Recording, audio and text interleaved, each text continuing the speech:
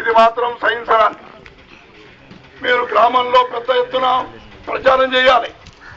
Congress party వస్తేనే ఈ పెన్షన్లు ఉంటాయి, కాంగ్రెస్ పార్టీ వస్తేనే డ్వాక్రా మహిళలకు అప్పిస్తుంది పావుల వడ్డీకి, కాంగ్రెస్ పార్టీ వస్తేనే రైతులకు పావుల వడ్డీకి రుణం ఇస్తుంది, కాంగ్రెస్ పార్టీ వస్తేనే ఉచిత కరెంట్ ఉంటుంది.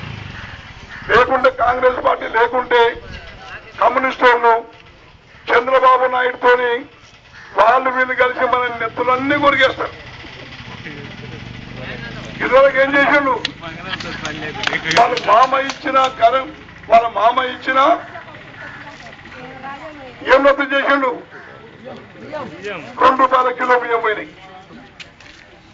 వాళ్ళు మామ ఇచ్చిన 50 రూపాయల కరెంట్ ఇస్తే వీడు ఈ దుర్మార్గుడు 425 రూపాయలు చేశాడు.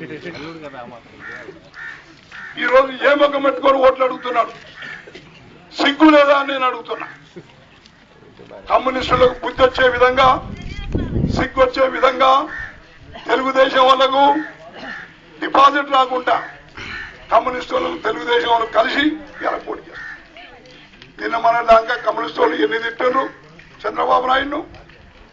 మళ్ళీ ఒక ఓడు దుర్మార్గుడు ప్రపంచ బ్యాంకు జీతగాడు ఎన్ని తిట్టాడు. ఇవాళ పోయి వాని కాళ్ళ కిందకు దూరిండు వీడు. ఎందుకు 4 ఓట్లు కావాలని, 4 సీట్లు కావాలని. కాబట్టి ఇటువంటి వాళ్ళకు కమ్యూనిస్టులకు బుద్ధి రావాలి, బుద్ధి చెప్పాలి మనం. కాబట్టి గ్రామం తిరిగి ఇంటింటికి తిరిగి చెప్పండి, మీకు ఇవన్నీ లాభాలు జరుగుతున్నప్పుడు మీరు ఎట్లా కమ్యూనిస్ట్ పార్టీ ఓట్లు చేస్తారు. ఎవరన్నా డబ్బు తిని కొంతమంది నాయకులు ప్రచారం చేసిన కిందోళ్ళకు మాత్రం జరగకుండా చూడాలి. ఇక ప్రజారాజ్యం పార్టీ వచ్చాడు, ఆయన ఊరెక్కడ, ఆయన పేరెక్కడ, ఆయన ప్రజలకు చేసింది ఏమిటి? ఒకటే చేస్తున్నాడు, మీ పిల్లల్ని పట్టుకొని కోడి బిర్యానీ తినిపియాలి.